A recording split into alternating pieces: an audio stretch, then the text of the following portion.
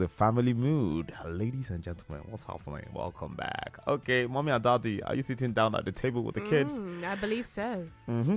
So, something big is coming actually, and it's the fact that we have a conversation that we will be discussing around parental love, toxic love, misplaced priorities, and everything right here on Family Matters. But before that time, drum roll, everybody. The kids who made it into the top 5 for the essay writing competition, their names are here right now. So if you're a parent and your kids did enter, you know a parent whose kid did, submit an entry to be a part of this thing that we're doing here for a chance to be awarded and celebrated on the Super FM station, please draw near right now. Now, the top 5. Thank you very much. Very appropriate. Very, very appropriate.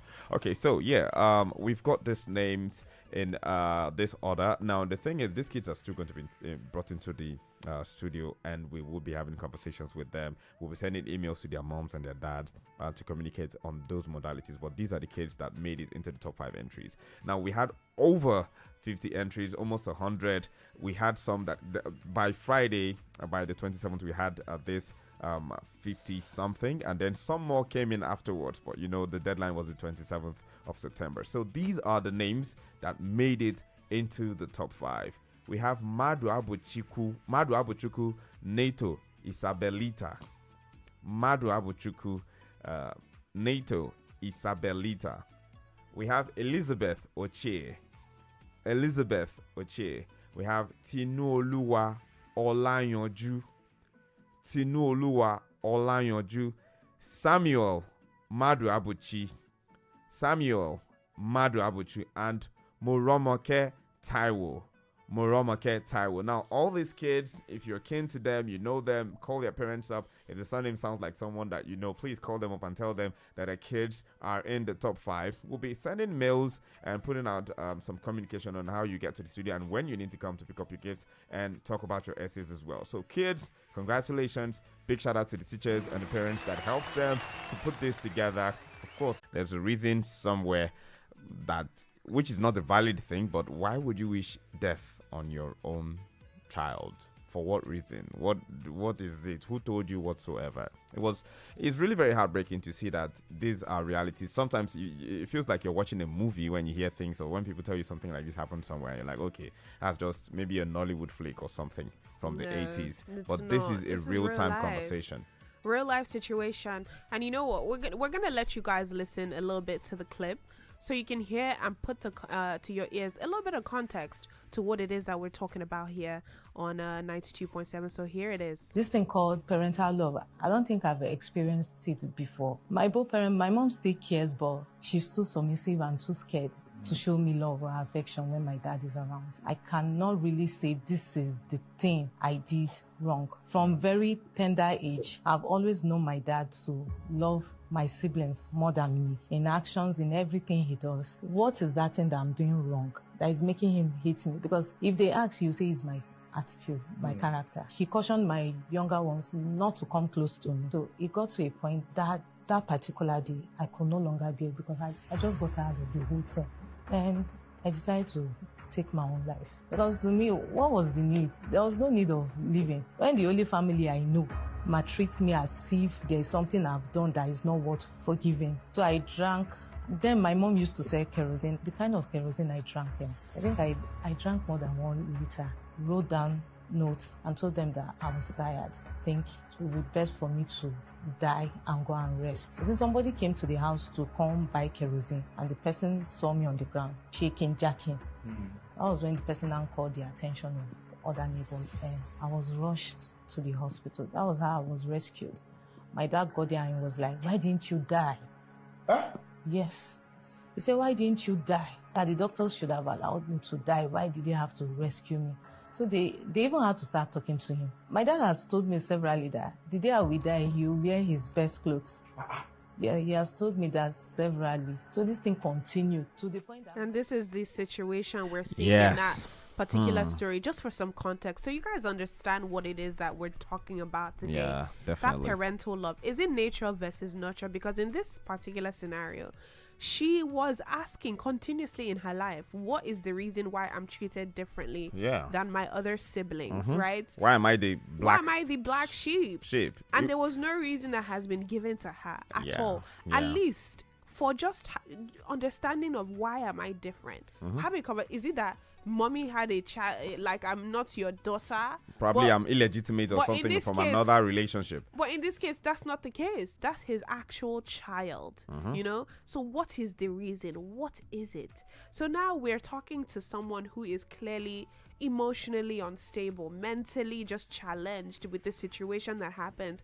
And then a lot of the times you hear conversations around this like, oh no, the father is just being a disciplinarian, or he's just trying to, you know, make sure that she's strict. Because when I was going through conversations that I saw surrounding this topic, someone was trying to say like, you know, maybe she was just a bad child, or maybe she was like a loose girl when she was young and then she disappointed her father.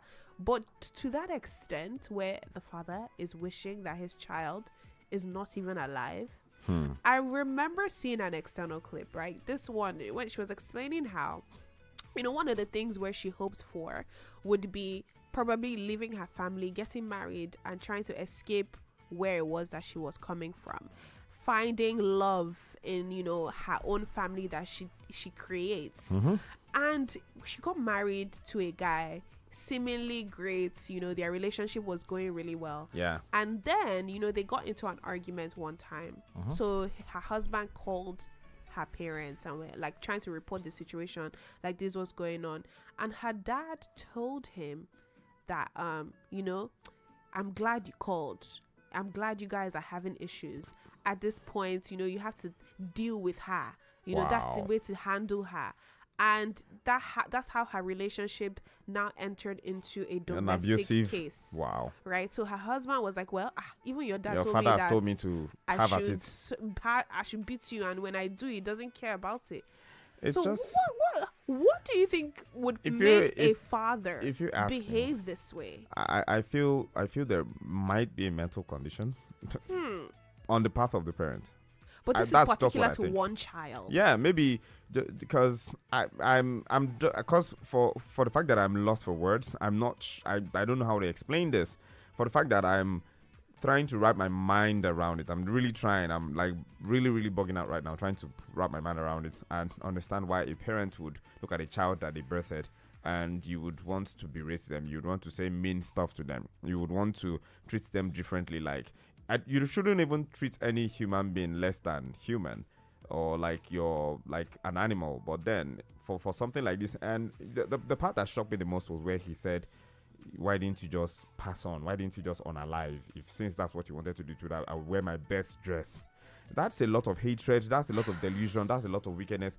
And I think low-key, if they test this man, he might have some mental health struggles that just make him not like this particular person, or maybe he's not well in one way that we cannot explain right now because we don't have the medical backing for it. But that's just what I'm going to say, because it doesn't seem natural. Someone said that this father, it might be that, you know, he had an experience with his daughter in his life, but then he's holding on to this hurt and this past, right? And for someone who is probably the first daughter, first child, the experience, it has been so rooted. He has made these decisions that has created this scar, this wound, and the pride in him is not making him turn back. He's like, well, I've started this, you know, I don't want to say sorry, because she was explaining how even when she talks to her mother doesn't say anything, even if her mother feels bad, because her father is a very like traditional man. He's very like, I'm the head of the household, nobody questions him. He does things and nobody ever questions him. Even times when he's beating her mother is like in the corner, you know, not saying anything. So this is already a transfer of abuse. Now, I read this book one time. It was written by a Nigerian author. If I remember it correctly, I think it was when I remember, I'll post it on my Instagram. But you know, the main crux of the story, it dealt with one particular case whereby the father hated his one daughter particularly because she did not go with a certain decision that he wanted her to make in her life, right? It was like, you go to school, you do this, you marry this person, that. and she was like, oh no, I'm going the other way. That's something that you could say maybe stemmed from something. This person is talking about something that came from their childhood, even before they knew what it was, left or right. It's like you just came into the reality that your parents hate you, and you question, am I adopted? Well, even if I'm adopted, would you wish me death? Yeah. You know, did somebody tell you that I am like a spiritual child? I don't know. Yeah, like I'm the cause of your misfortune from the previous life. You know what? We're gonna give the floor to you guys after this break for you to send in your opinions and get talking and tell us what you think of this particular story right here. This is Family Matters on 92.7. Don't go anywhere, people. You're listening to the Super Breakfast Show that gets your day started right here on Super 92.7 FM.